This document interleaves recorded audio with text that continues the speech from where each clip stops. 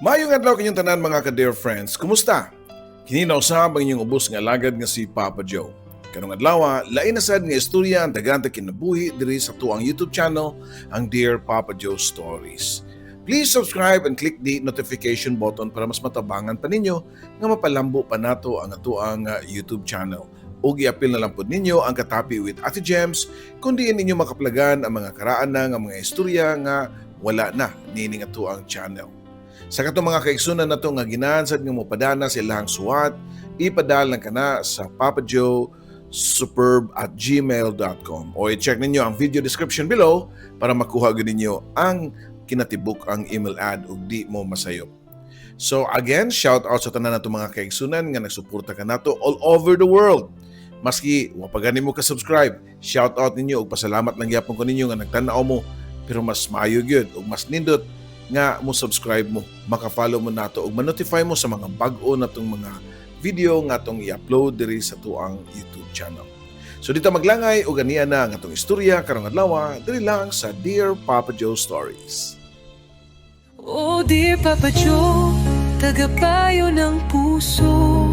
Sa bawat kwento, ikaw ang sandalan ko. Sa pag-ibig, sa sakit, sa pangarap at saya, ikaw ang tinig ng bawat nag-iisa.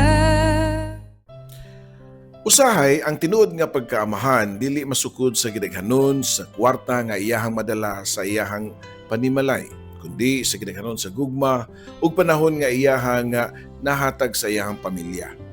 Mao kini ang suwat nga pinadaan ni Liza nga naguluhan og pinakadakong sakripisyo. Dear Papa Joe, mayong adlaw sa tanan nga nagtan-aw karon sa imong YouTube channel. Ako day si Liza, minyo ug dunay usa ka anak. Ang pangalan sa kumbana kay si Marvin. Nakailan ako si Marvin niadtong nag-house to house siya og panuroy og load sa cellphone kay mao may iyahang trabaho.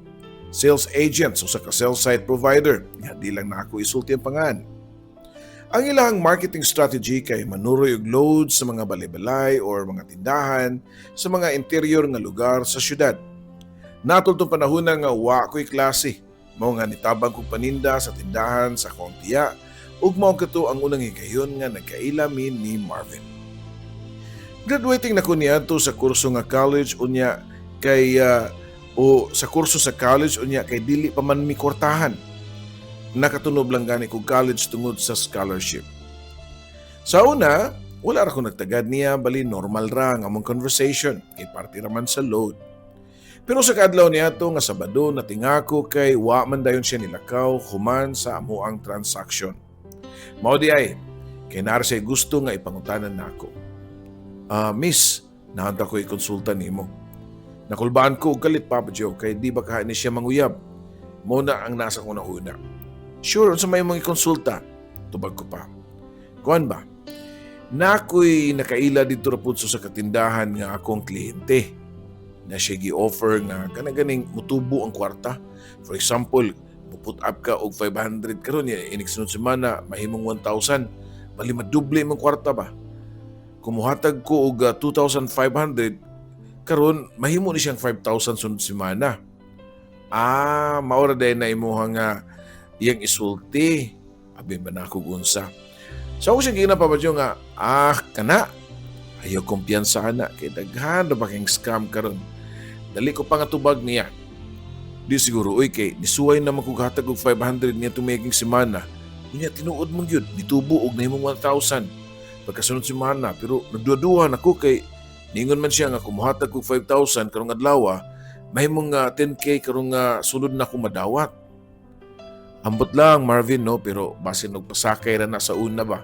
Igamay pa man ang kantidad, kumuhatag na kagdako, basin isibat na imong kwarta. Sulti ko pa ngadto niya. Bitaw pud sakto gyud ka ma'am. Mabitaw nga wa ko mulakaw dayon para mangutana ko nimo kay sa tan-aw nako. Daghan kag knowledge. Ako man good, di mo ko swito. Pero nagduda pud ko. Pero sa una-una nako basin di og tinuod. Ako na lang tang gamiton ng kwarta nga ako nakubra kay sunod semana pa man ako ni irimit. Nagduda nako sa iyang giingon kay uso na biya kayo niya tong scam nga Double your money, gani Papa Joe. Naluoy na lang ko kang Marvin, kay inosentihon kay tanawon.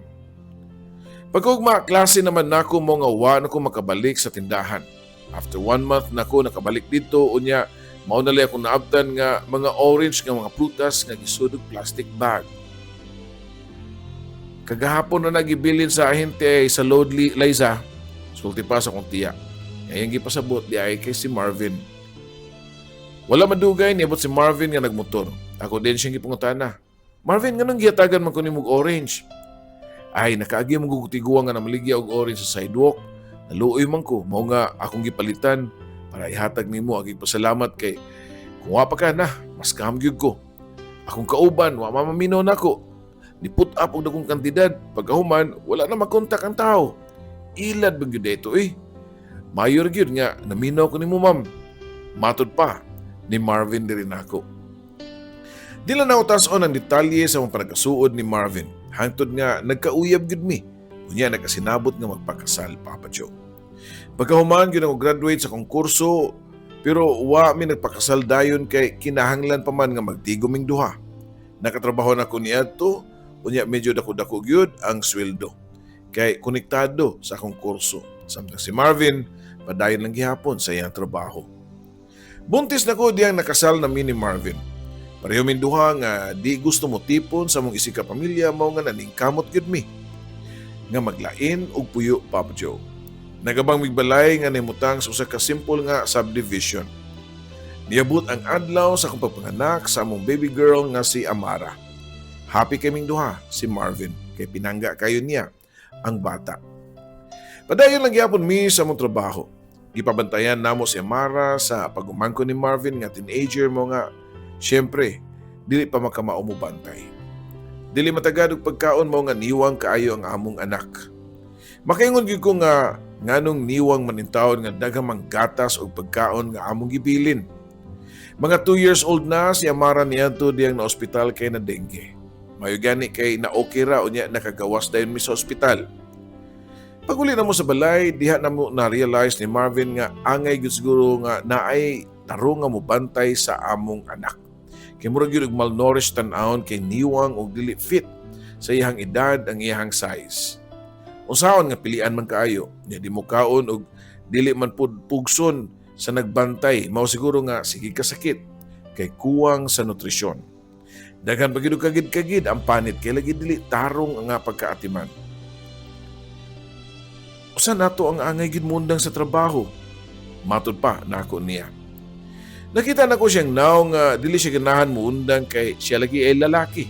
Dapat siya ang mangita og kwarta. Pero pareho ming nakaibaw nga mas dako ang akong sweldo sa iyaha. Mao to nga nakasabot mi nga siya ang muundang para mo-focus og atiman sa amo ang anak. Pila ra may istorya nakaundang na sa trabaho si Marvin. Tuod man, sakto gyud ang among gibuhat kay mas happy na ang among anak. Sige nagkatawa og nitambok na pud ug nya ni hamis pa ang iyang panit. Husband material man di ay kayo nga kumpana. Kay master kayo mo trabaho sa balay. Lami pud mo luto. Inigabot na ko gikan sa trabaho na niluto daan og igo na lang kumukaon. Siya na pud ang manghuga sa mga kanan. Sa di pa mi matug, maglimpyo na siya daan sa balay o niya mag-andam sa lutuonon para ugma pamahaw. Wa nagyukoy buhat, Papa Joe. Di na gani ko kapanlaba kay hurot pirmi nga mong bulingon. Mabasa na lang akong kamot kung maligo. Nahimong house husband si Marvin. Sud na sa pila ka tuig, hangtod nga eskwela na nga mong anak sa kinder. Siya ang tigatud og kuha kang Amara. Ang kunin ko nga nag-enjoy po ko gamay sa akong sitwasyon nga wagyoy stress, Papa Joe. Akong problemahon kay ang trabaho ra gyud nako. Gihandle gyud tanan ni Marvin ang buluhaton sa pagkaasawa. Makaingon ko nga I am very proud gyud niya. Kinabuhat niya tong tanan sa way pagreklamo, Papa Joe. Imbis mauwaw nga ingnon siya nga siya mga amigo nga wa na siya time kay mahimo na siyang house husband pero wa na gikauwaw ni Marvin. Hinuon padayon lang siya sa iyang pagka-happy person. Nindot magud kayo siya og personalidad. Very humorous o very friendly. Mao siguro na rason nga daghan kayo siya friends nga mga silingan sa damo. Usahay maabdan nako nga naibabay sa mong sala kay nag-uli di ay sa plato nga gisudlan ug sudan kay si Marvin mahilig kayo magluto unya manghatag sa mga silingan. Mao nga lahab kay siya sa among mga neighbors. Deny gyud siya sa among mga silingan kay limpyo pirmi among balay. Humod kaayo among mga sinina ug lami pa gyud kay muluto ug labaw sa tanan. Guwapo. Guwapohon man gud ang akong bana, Papa Joe. Nindot pa gyud manamit. Unya na sense of humor. Naanad na gani ko nga, doon kuy mabantayan nga mo flirt kang Marvin nga mga silingan namo nga mga dalaga. Bisan og minyo naapod. Pero wa ko nagtagada na. Kaya nakaila ko sa kumbana o dako akong pagsalig nga dili gyud niya mabuhat ang magbinuang sa among kaminyoon. Usahay maabdan nako nga magtapok sila sa gawas unya alirungan si Marvin og sige ga pasiaw si Marvin og sige sila pangatawa ang among mga silingan. Marvin, ikaw gyud makapawa sa mong stress. Matud pa sa mga babae.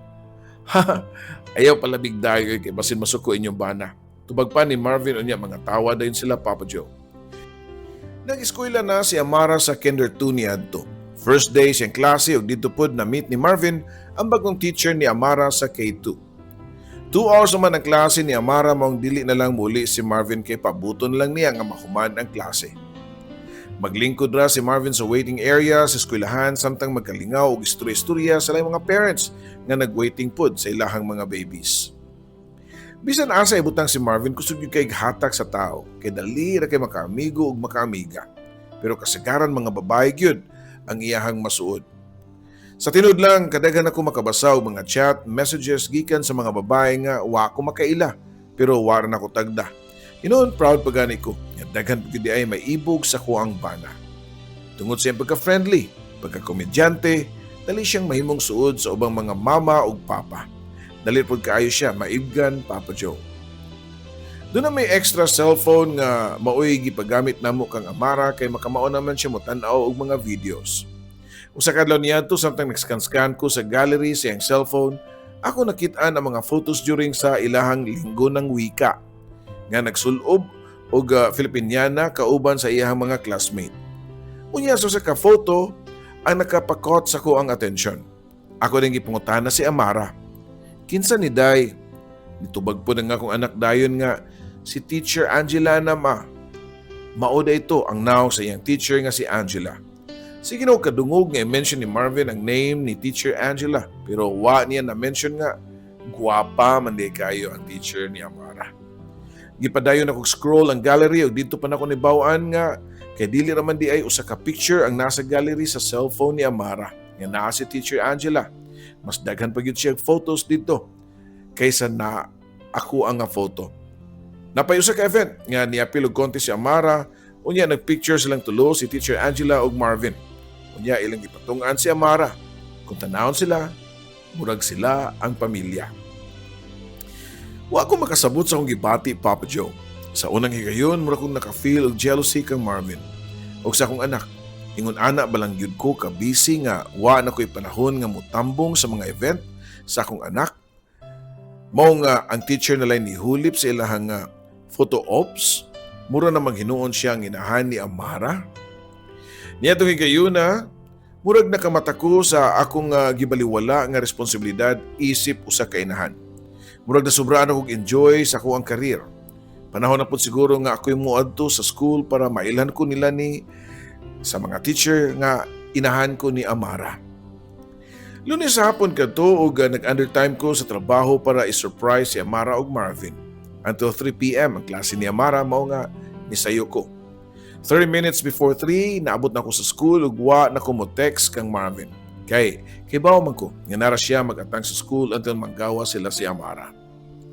Layo pa lang nakita na akong pamilyar nga buko-buko ni Marvin, nga kaistorya ang usa ka gwapa og batan-on nga teacher nga si Angela. Grabe maka-storytelling si Marvin kay with action pagyud sa kamot. Samtang si Teacher Angela sige pud og katawa. Taas-taas na sa kog na experience sa kinabuhi kay makailan naman kong babae nga gikilig samtang nagatubang sa usa ka lalaki. Kipaspasan nako ang akong lakang unya niigham ko og kusog paduol nako nila. Nashock si Marvin pagkakita niya nako. Oh, mura man ka nakakitag abat. Sulti ko pa ngadto niya. Uy, ang nga Nagmilagro magag-ari sa school. Niya pa, dayong pahiyom sa teacher o niya, gipailaila ko niya, nga inahan ni Amara. Mao day nga gwapa si Amara kay naliwat man day siyang inahan. Matod pa sa teacher. Nindot ang personality ang teacher. Tason, nga morena, smart, ug barog. Mao na yung mga qualities nga tipo ni Marvin.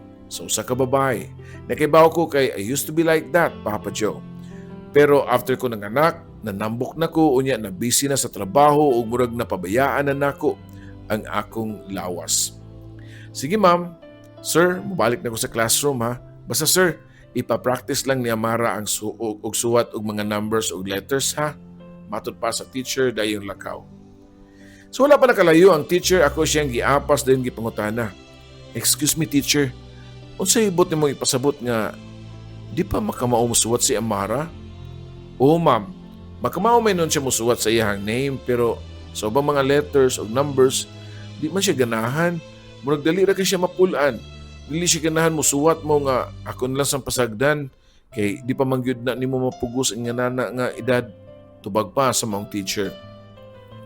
Diyang wala na ang teacher na kanuna ko sa akong anak sa akong kauban sa trabaho nga wa pa gani nag-eskwela makamauna nga musuwat og basa kay gitudluan sa parents og advance. Kung wa ko ni kalit og adto di ko makibaw sa sitwasyon sa akong anak, gawas nga di makamao, tapulan po kuno musuwat unya matug lang sa klase labaw na sa tanan. Hilabtanon kuno ang akong anak. Kanang murag bully si Amara according pa sa teacher. Pagulit na mo sa balay, ako dahil yung gipakikstroyaan si Marvin sa kalma nga tunada pero ako rang gisiguro tong paminaw nga kalma ko kay nahimo mang away na mo. Although mas ako ang nangaway kay si Marvin igo ra nitubag sa akong mga pangutanan niya. Nganon di mo na makamaw musuot si Amara. Ang tubag, ayaw lang good pugsa ang bata kay makamaor magyud na madugay. Luoy kayo, ma-pressure na lang na hinuon. Nasuko ko, wa tuyuan nga na-compare na ko si Amara sa iyaha. Ayaw, ipareho ni mo atong anak, uy. Kaya basig nakalimot ka nga, grade 4 ka, grade 4 ka, una pa ka nakamaog basa. Bisan unsa pa di ay kaway libog si Marvin. Natandog yun di ay ang iyang garbo. Nasuko siya nako. Nagsiningkahay mi for the first time. Hangtod nga nihilak pod og taman si Amara. Kay sukad-sukad, katop siya nakasaksi nga nag-away ang iyang mga ginikanan. Sorry Liza, nga dili ko educated sama nimo. Saon nga mora man jud niya ako nabot. Mora niya ako makaya. Dito ko naka-realize nga murag ni sober ako. Di man gyud ang parte nga di makamao nga among anak. Kaya ang rason nga nasukok og taman mao man jud nga nagselos ko sa teacher ni Amara. Sige. Mo file kog leave ugma para ako'y mohatod kang Amara. Sulti ko pa kang Marvin. Ug tuod man ni file yung ko og 5-day leave para makafocus ko sa akong anak. Ako na itigatod sa school ni Amara. Unya diyang ni-offer si Marvin nga ihatod mi niya siyang motor ni balibad ko. Kaya mo't mga lahi mangyud akong ginuuna. Kaya di ko ganahan nga magkita sila sa teacher. Last day na lang to sa akong leave, adlaw nga Biyernes, samtang nagpaabot ko sa waiting area sa school, nakita na ko nagpadung si Teacher Angela kauban si Amara. Nga murag guba keng naong. Unya, dili ra di ay si Amara ang kuyog ni teacher. Kaysa pikas kamot ani, nagkupot ang usa ka batang lalaki. Classmate di ay ni Amara ang batang lalaki nga naghilak kay gisukmag kuno ni Amara. Wa din ko makareact kay lalaki baya ang bata nga gisukmag kuno sa akong anak nga babae Papa Joe. Gipangutanan ako si Amara kung tinuod ba nga yang gisukmag ang bata. Oh, hinay raman. Bayot kayo uy kay hilak-hilak dayon bisag way sakit. Astig pa nga tubag sa kong anak unya ang bata nga iyang gisukmag ni samot og hilak. Dili na maayo Amara ha. Kasi nagtudlo nimo anang batasana. Wara ba ko magtudlo nimo ana? Hala, karon dayon pagsuri sa bata. Sugo pa nako niya. Di ko magsuri uy kay siya may nangunan nako og igo. Siya may akong pasabot siya may una labot na ako, igo ra ko nagbahos. Pinasingka pa nga tingog niya Amara. Unya nauwaw kayo ko kay nanay pila ka mga tao nga nitan-aw namo. Abi pa lang di ko makamao mo disiplina sa akong anak. Nanginit akong umo nga gibitad na ako ang kamot ni Amara o gidala sa daplin dayon ako siyang gikasab-an. Pero makamauna nga mutubag ang akong anak Papa Joe. Mao nga naglagot na kay ko. Wa ako makapugong. Ako siyang ginakumutan gyud og nahapakan. Mao pa ang pag-abot ni Marvin ug iya gyud nakit-an nga gidapatan nako si Amara. Pagkakita ni Amara sa iyang papa ni dayon nigdagan diyan hilak-hilak dungan sa pagsumbong nga gibunalan kuno nako siya sa school. Nasuko si Marvin mao nga kami na ang naglalis at ubangan gyud sa mga tao. Nabastos gyud mi kay diha gyud mi nag-away sa eskwelahan ug diyan nakarealize si Marvin nga nami sa school nag-away, iya kong gibitad sa kong bukton para mamauli mi sa mua. Pero nisaka na sa mga kong dugo.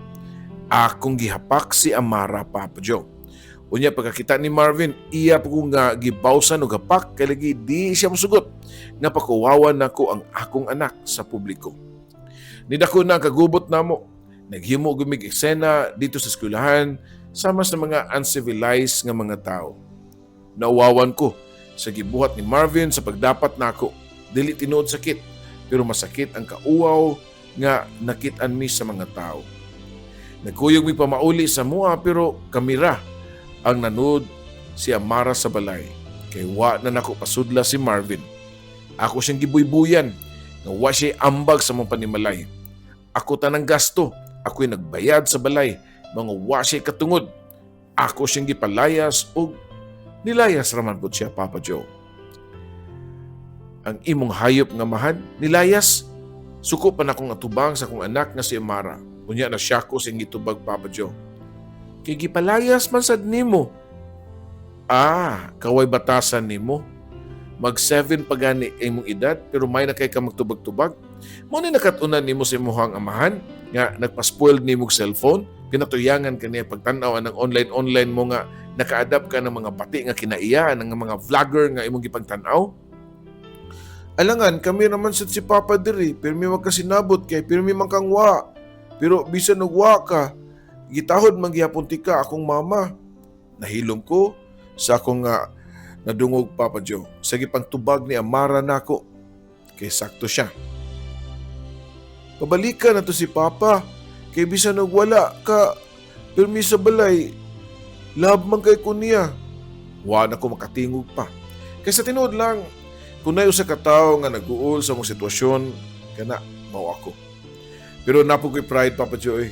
Di na ko mahimo nga ang ako ang mapabalik niya sa amua. Dapat siya may muli. Pero nabto na lang pila ka adlaw, wa na gyud mapauli si Marvin sa mong balay. Kinahanglan na ba ko nga mobalik sa trabaho? May na lang kay ang usa nako kapag umangkon nga wa pay trabaho, mao ako ipabantay kang Amara.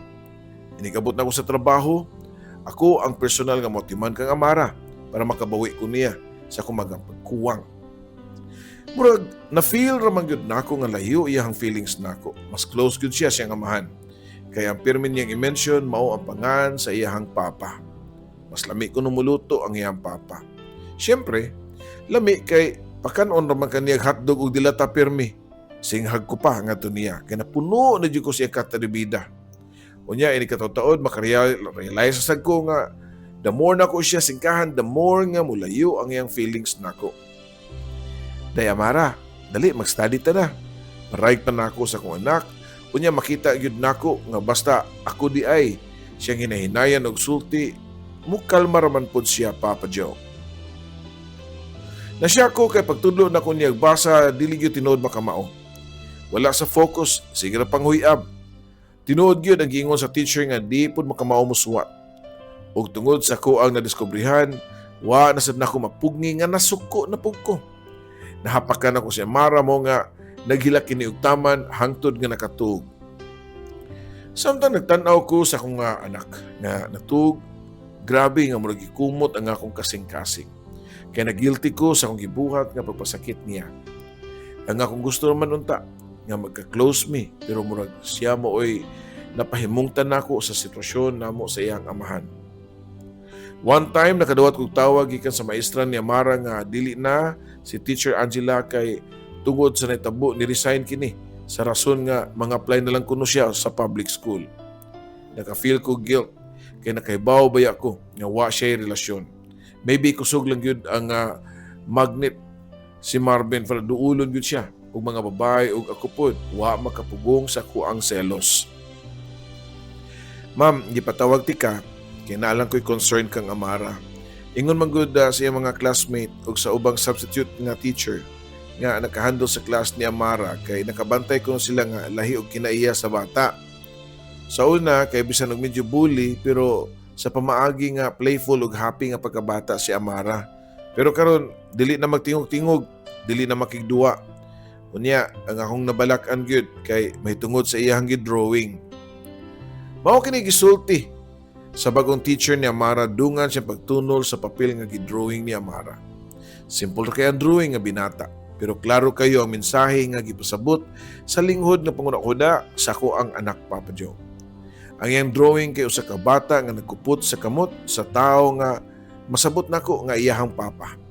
Unya dunay space sa layo ug tua ang usa ka babae nga masabtan nako nga ako ang iyahang inahan kadtong bayana. Nakatuwa ko mga luha Papa Joe kay klaro kayo nga gimingaw siya sa iyahang papa. Nasakitan po ko kay feeling nako dili ko love sa akong anak. Kay siyang drawing ang iyang papa raman ang iyang gikuptan unya ako naa sa layo Papa Joe.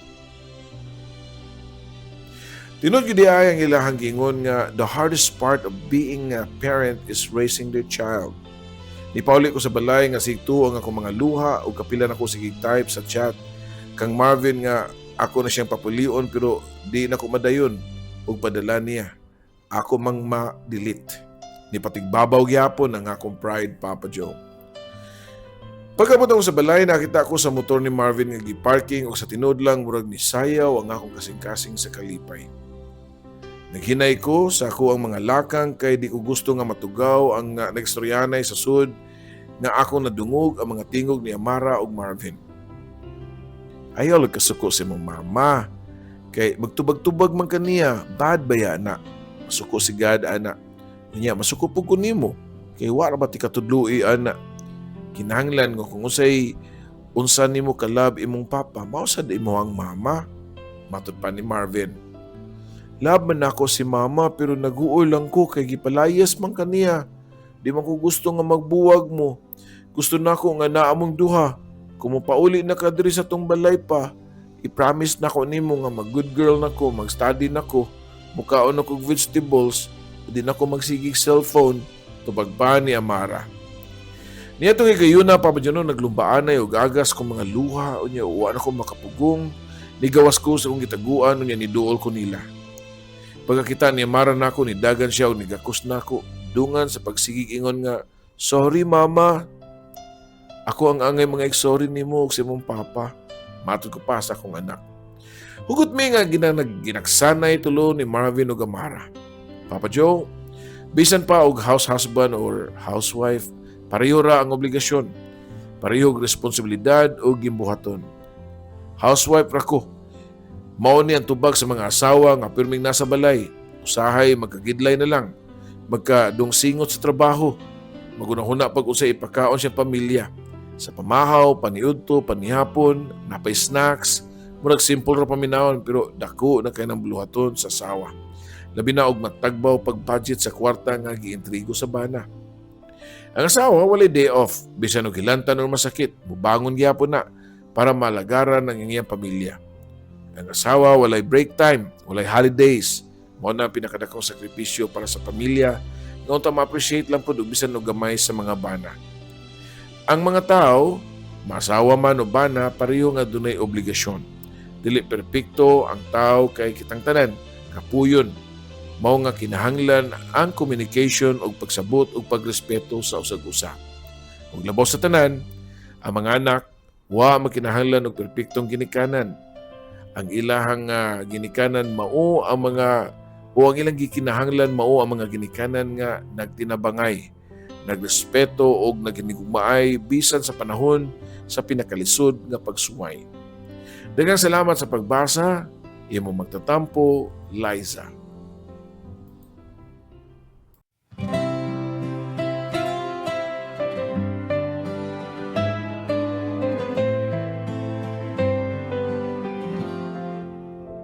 Sa bawat liham aking sinulat, puno ng lungkot, saya at pangarap. Sa radyo mong tahanan ng kwento, Papa Joe, ikaw ang aming kakampi sa mundo. May luhang pumapatak, may ngiting bumabalik sa tinig mong kailambing. Kami iyong pinapahimbing. Oh dear Papa Joe, tagapayo ng puso.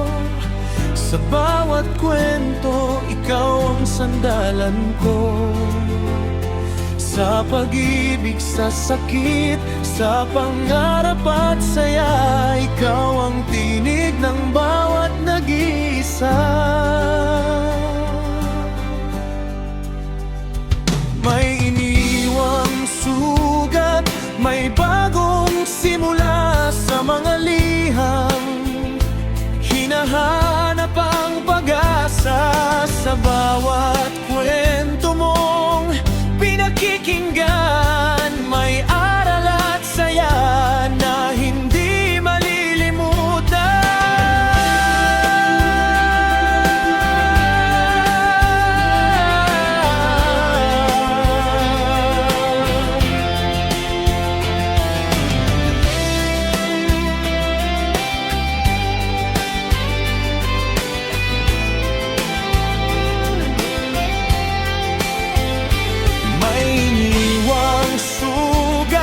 may bagong simula sa mga liham.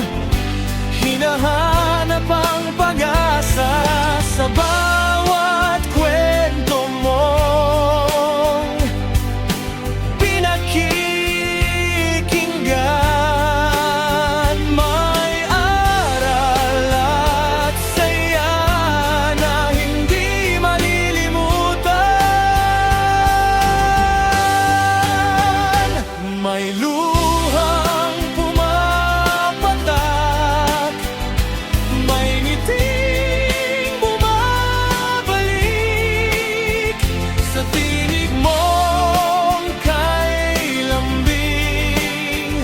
Kami iyong pinapahimbing. Oh dear Papa Joe, tagapayo ng puso. Sa bawat kwento, ikaw ang sandalan ko. Sa pag-ibig, sa sakit, sa pangarap at saya, ikaw ang tinig ng bawat nag-iisa.